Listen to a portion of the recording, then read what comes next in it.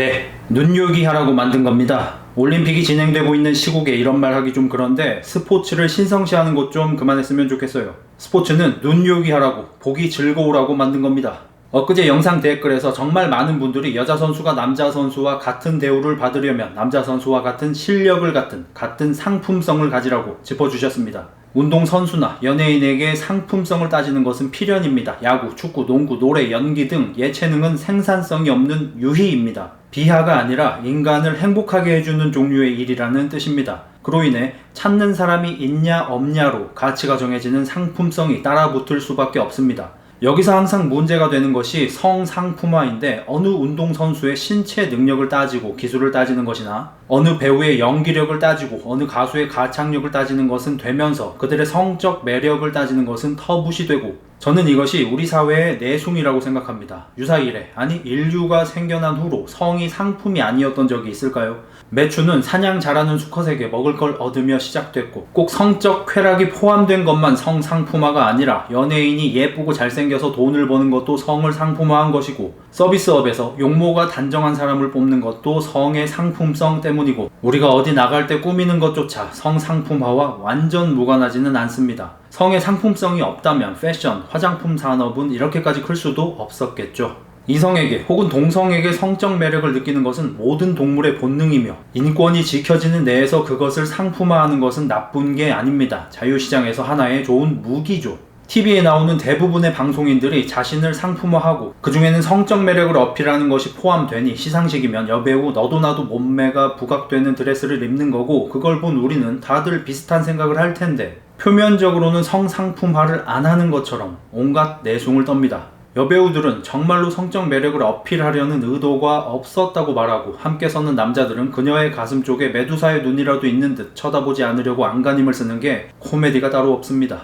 애초에 우리 모두 야스로 태어나고 모두 야스를 하며 살아가지만, 너만 빼고 TV만 틀면 야스를 귀하고 아름다운 것처럼 미화해서 우리나라가 야스를 잘 안하고 사는 것처럼 내숭을 떱니다. 야스가 뭐 대단한가요? 전 방금도 하고 왔습니다.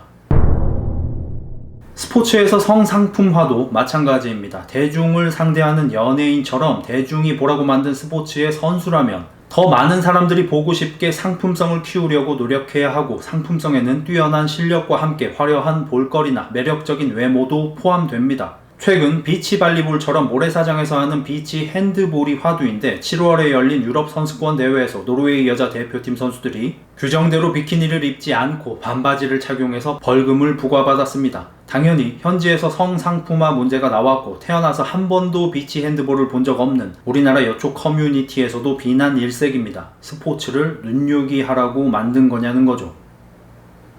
네, 눈요기 하라고 만든 겁니다. 여기 비치 핸드볼 경기 사진을 보십시오. 내가 지금까지 왜 이걸 몰랐을까 후회가 될 정도로 선수들이 매력적이고, 이것이 e스포츠가 대중에게 어필하는 포인트입니다. 비치 발리볼도 마찬가지고, 미국의 란제리 미식축구 프로리그 역시 남성과는 다른 여성들만의 매력으로 대중을 공략하는 매우 영리한 방식의 여자 스포츠 운영 방안입니다. 남녀 똑같이 나누는 테니스 대회 상금을 재조정하자는 남자 선수들의 주장에 세레나 윌리엄스가 "네 딸에게도 그렇게 말해봐라" 라며 감정적으로 받아쳤던 것과 달리, 테니스 실력으로 세레나 윌리엄스에게 비아냥을 받던 샤라포바는 남자들 경기보다 내 경기 관중이 더 많음 이라고 답했는데, 둘 중 누가 더 멋지고 당당해 보이나요? 샤라포바가 찢은 거죠. 과연 테니스를 더 잘 치는 세레나 윌리엄스 같은 선수가 많아지는 것과 테니스를 덜 잘 치지만 예쁜 샤라포바 같은 선수가 많아지는 것 중 어느 게 여자 테니스 발전에 도움이 될까요? 테니스 전체의 인기에 버스를 타는 건 남자 선수들보다 실력도 상품성도 떨어지는 세레나 윌리엄스일까요? 남자 선수들보다 실력은 떨어지지만 상품성은 뒤지지 않는 샤라포바일까요?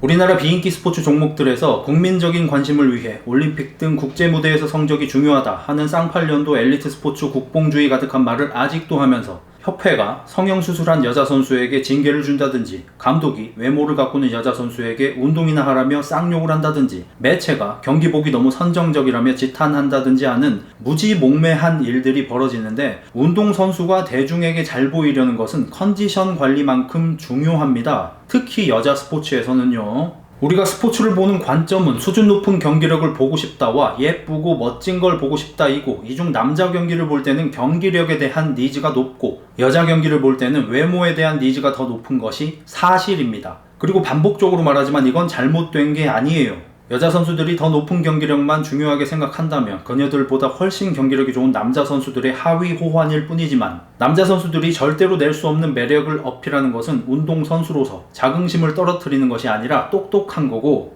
외모 칭찬받는 여자 선수를 안 이꼽게 볼 게 아니라 쟤 때문에 이 운동이 대중에게 알려지는구나, 감사해야죠. 예전에 우리나라에 뺨이라는 말이 없었을 때도 여자 배구 유니폼이 짧아지고 배구공 색이 알록달록 변했을 때 선정성 논란이 있었습니다. 그 결과는 어떤가요? 여자 배구는 남자 배구의 인기를 넘어섰습니다. 남자 배구와 농구가 용병 선수 하나에 팀 성적이 좌우되는 우리나라 남자 선수들 실력 문제로 인기가 떨어져 갈 때 여자 배구는 더 예쁜 모습을 보여주며 인기가 올랐습니다. 정말로 여성 인권을 생각하고 여성들이 잘 되길 바란다면 비키니를 입지 않을 수 있게 해줄 게 아니라 좀 더 여성의 매력을 어필할 수 있게 노출의 자유를 줘야죠. 실제로 최초의 페미니즘은 여성이 무언가를 더 할 수 있게 노력했지 않습니까? 투표권을 갖게 하고 미니스커트를 입게 하는 것처럼요.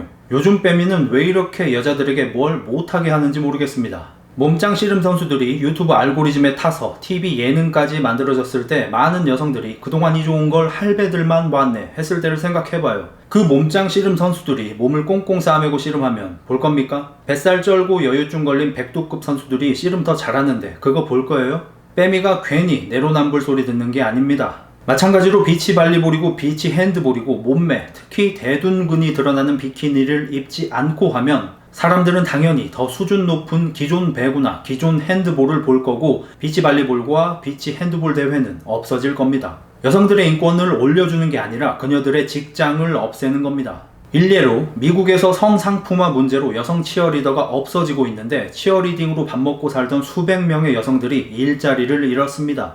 비판하는 포인트가 틀렸습니다. 여자 선수들도 남자 선수들처럼 반바지를 입게 해달라고 할 게 아니라 여자 관중을 위해 남자 선수들도 삼각 팬티만 입고 경기하라고 요구해야죠.